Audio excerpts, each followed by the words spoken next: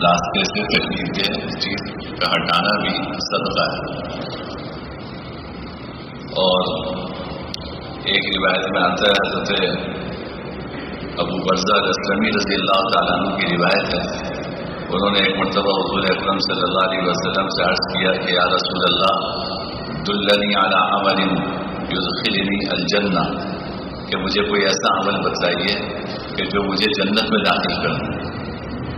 مجھے ایسا عمل بتائیے جو مجھے جنت میں داخل کر دے. تو جناب نبی کریم صلی اللہ علیہ وسلم نے فرمایا کہ راستے سے تکلیف دہ چیزوں کو ہٹاؤ.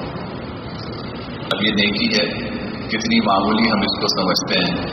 کوئی بھی تکلیف دہ چیز ہو، راستے میں کانٹا پڑا ہوا ہے آپ نے وہ ہٹا دیا، کوئی شاخ ہے جو راستے میں ہے وہ ہٹا دی، کوئی بلاک ہے راستے میں وہ ہٹا دیا، کیلیں ہیں جہاں گھروں کے آس پاس کام ہو رہا ہوتا ہے تو آپ کو پتہ ہے کہ شٹرنگ کی کیلیں جو ہے وہ راستے میں رہ جاتی ہیں، آنے جانے والی گاڑیاں وہ پنچر ہوتی ہیں اس کی وجہ سے، تو ان کا ہٹانا کتنا بڑا صدقہ ہے اور کتنی بڑی نیکی کا کام ہے.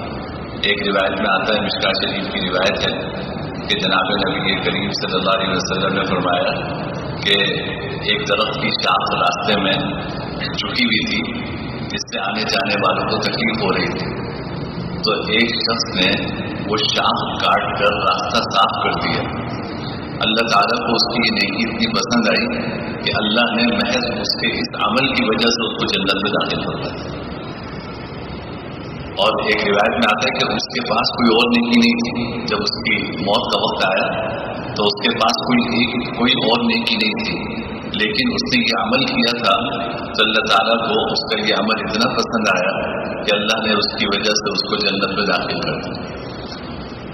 تو جب راستے سے تکلیف دہ چیز کا ہٹانا اتنا ثواب کا کام ہے تو آپ اندازہ لگائیے کہ راستے میں کوئی تکلیف دہ چیز ڈالنا کتنے گناہ کا کام ہو. راستے میں کسی تکلیف دہ چیز کا ڈالنا، کچرا ڈالنا، گندگی ڈالنا، یا راستے میں کوئی رکاوٹ کھڑی کرنا، یہ کتنے گناہ کی بات ہو. حدیث میں آتا ہے کہ ان دو لوگوں سے بچو جو ایسا کام کرتے ہیں جو لعنت کا باعث ہے. فرمایا کون لوگ؟ فرمایا کہ وہ لوگ جو کہ راستے میں قضائے حاجت کرتے ہیں، گندگی کرتے ہیں، یا سائے میں بیٹھنے کی جگہ، چاہے وہ درختوں کا سایہ ہو، اس کے نیچے جہاں لوگ بیٹھتے ہیں سائے کی تلاش میں، وہاں گندگی کرتے ہیں. فرمایا کہ یہ وہ لوگ ہیں جو ایسا کام کرتے ہیں جو لعنت کا باعث ہے، ان سے بچو. تو اس کی بڑی سخت وعید ہے کہ راستے میں آپ ایسا کوئی کام کریں جس سے لوگوں کو تکلیف ہو. کوئی کچرا ڈال دیں، راستہ بند کر دیں، گاڑی اس طرح کھڑی کریں جس سے راستہ رک جائے، یا اپنی دکان کے باہر سامان اتنا پھیلا لیں کہ اس سے راستہ رک جائے. یہ چیزیں انسان کی نیکیاں برباد کر دیتی ہیں. ہم مسجد آتے ہیں، کہنے کو ثواب کا کام ہے، کتنا مسجد اللہ کے گھر آ رہے ہیں، لیکن آپ اندازہ کیجیے کہ اگر اس طرح کی کوئی حرکت کریں گے کہ جس سے لوگوں کو تکلیف ہوگی تو شاید ہماری مسجد کی عبادت بھی قبول نہ. اور اس کی وجہ ایک حدیث سے معلوم ہوتی ہے کہ ایک مرتبہ جناب نبی کریم صلی اللہ علیہ وسلم جہاد سے واپس تشریف لا رہے تھے تو ایک جگہ پڑاؤ ڈالا، لوگوں نے اپنے خیمے لگائے رکنے کے لیے، تو راستہ تنگ کر دیا. تو جناب نبی کریم صلی اللہ علیہ وسلم نے ایک پیغام رساں کو بھیجا کہ تم جا کے یہ لوگوں میں اعلان کرو کہ جس نے اپنا خیمہ لگا کے راستہ تنگ کیا اس کا جہاد قبول. جس نے خیمہ لگا کر راستہ تنگ کیا اس کا جہاد قبول نہیں. اب اتنا عظیم عمل جہاد جیسا عمل وہ اس وجہ سے قبول نہیں ہو رہا کہ تم نے جو ہے لوگوں کا راستہ بند کر دیا. تو بھائی اس کا بڑا خیال رکھنا چاہیے. ہم مسجد آئیں، اپنی گاڑی کھڑی کریں، موٹر سائیکل کھڑی کریں، طریقے سے کھڑی کریں، لوگوں کو محسوس ہو کہ یہاں مہذب لوگ آئے ہیں. ساری موٹر سائیکلیں لائن سے کھڑی ہیں، ایک صاحب آئے اپنی موٹر سائیکل سیدھی کھڑی کریں. تو بھائی جب سب نے لائن سے کھڑی کی ہے تو تم اس لائن میں آپ بھی اپنی کھڑی کر دیتے. آپ دیکھ بھی رہے ہو کہ 10 موٹر سائیکلیں جو ہے وہ پارکنگ میں لائن سے کھڑی ہیں، لیکن آپ آ کے آپ نے ان کے پیچھے سیدھی کھڑی کر دی اور آپ نماز پڑھنے آئے جلدی سے. آپ کی رکعت رہ بھی جاتی تو گناہ کی بات نہیں تھی، لیکن یہ غلط تھا کہ آپ نے جو ہے وہ اپنی موٹر سائیکل سے کھڑی نہیں کی، گاڑی آپ نے صحیح نہیں کھڑی کی، لوگوں کا راستہ رک رہا ہے اس سے، یا دوسری گاڑی کا راستہ رک گیا، اس طرح کھڑی کر دیتے ہیں کہ اگلی جو گاڑی پہلے سے کھڑی ہے اس کا راستہ رک گیا، جب تک آپ نکالیں گے نہیں وہ اپنی گاڑی نہیں نکال سکتا۔ کتنی اذیت لوگوں کو ہوتی ہے۔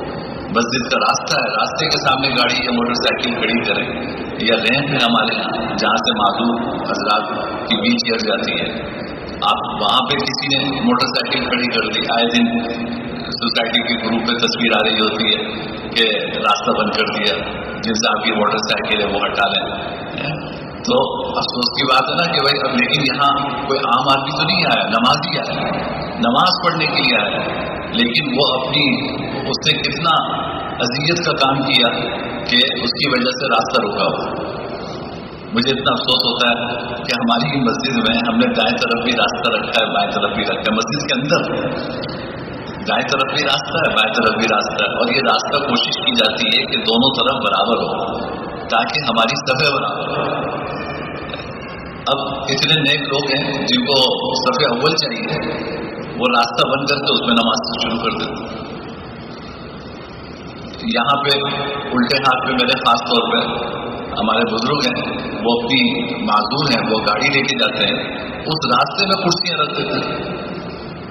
کتنی مرتبہ میں نے دیکھا کہ ان کو اتنی تکلیف ہوئی، وہ رکے ہوئے، پھر کسی نے کرسی ہٹائی تو ان کو راستہ ملا۔ تو یہ راستہ بند کرنے والا بھی تو نمازی ہے، وہ کیوں نہیں سوچتا کہ میں بھائی پیچھے نماز پڑھ لوں؟ آپ اگر دیر سے آئے تو کیا ضرورت ہے کہ آپ اپنی کرسی راستے میں رکھ کے نماز پڑھیں؟ آپ پیچھے آئے تو پچھلی سب پہ کرسی رکھ لیں، کیوں راستہ روکتا ہے؟ آپ دیر سے آئے، آپ کی 1 رکعت رہ گئی، 2 رکعت رہ گئی، آپ نے راستے میں نیت باندھ لی، آپ نے باندھ تو لی، آپ یہ تو سوچیں کہ جب سلام پھرے گا تو لوگ باہر نکلیں گے تو کہاں سے جائیں گے؟ آپ کے سامنے سے گزرے تو گناہ گار ہوتے ہیں، آپ راستہ روک کے کھڑے ہوئے، یہی آپ نیت پیچھے باندھ لیتے، کسی کا راستہ نہ روکتا۔ تو ہم عبادت کے اندر بھی اذیت دیتے ہیں، یعنی ایسی طبیعت کے اندر ایذا رسانی ہماری جو ہے وہ رچ بس گئی ہے کہ عام زندگی تو چھوڑیے، عبادت کے اندر بھی ہم تکلیفیں دیتے ہیں، عبادت کے اندر بھی اذیت دیتے ہیں۔ یہ بڑے افسوس کی بات ہے۔ میں بارہا آپ سے میں نے عرض کیا کہ جب بھی کوئی کام کریں، صبح سے لے کے شام تک، رات سے لے کے صبح تک، بس ایک لمحے کے لیے یہ سوچ لیں کہ میرے اس کام سے کسی کو تکلیف تو نہیں ہوگی۔ یہ اپنی عادت ڈالیں۔ گھر میں بھی آپ ہیں تو گھر والوں کو کیا اذیت دینا کوئی ثواب ہوتا؟ جناب نبی کریم صلی اللہ علیہ وسلم تہجد کے لیے اٹھتے تھے تو اماں عائشہ فرماتی ہیں کہ اتنی آہستگی سے وہ آرام فرما رہی ہوتی تھی، اور حضور تو 1 تہائی رات، آدھی رات تہجد پڑھتے تھے، لیکن یہ مطلب تھوڑی ہے کہ سارے گھر والے بھی آپ کے ساتھ 1 تہائی رات تہجد پڑھیں۔ اماں عائشہ فرماتی ہیں آہستگی سے بستر سے اٹھتے کہ کہیں میری آنکھ نہ کھلے، آہستگی سے وضو کا سامان لیتے کہیں میری آنکھ نہ کھلے، دروازہ کھولنا ہوتا آہستہ سے دروازہ کھولتے کہیں میری آنکھ نہ کھلے۔ ہم نے ایک دن تہجد پڑھ لی تو ایک ہنگامہ گھر میں ہو گیا کہ جناب آپ تہجد پڑھ رہے ہیں، ادھر لائٹ چل رہی ہے، ادھر آوازیں آ رہی ہیں، ادھر زور سے دروازے بند کر رہے ہیں، کہ وہی عربی کا بڑا مشہور مقولہ ہے کہ صلی الحائے کو رکعتین وانتظر الوحی، جو لاہے نے 1 مرتبہ 2 رکعتیں پڑھ لی تو اب اس انتظار میں ہے کہ وہی آنے والی ہے۔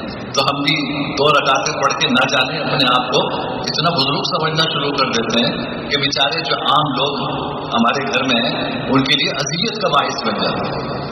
تو گھر والوں کو بھی تکلیف دینے کی اجازت نہیں ہے۔ پچھلے سال میں پورے رمضان بڑی تفصیل سے اس سے بات کر چکا ہوں، لیکن اللہ ہمیں عمل کی توفیق عطا فرمائے۔ کوئی بھی کام کریں، ایک لمحے کے لیے سوچیں کہ میرے اس کام کرنے سے کسی کو اذیت تو نہیں ہوگی۔ بس انشاءاللہ یہ فکر اپنے ذہن میں جب پیدا کر لیں گے تو اللہ تعالیٰ ہمیں اس کی توفیق بھی عطا فرما دیں گے۔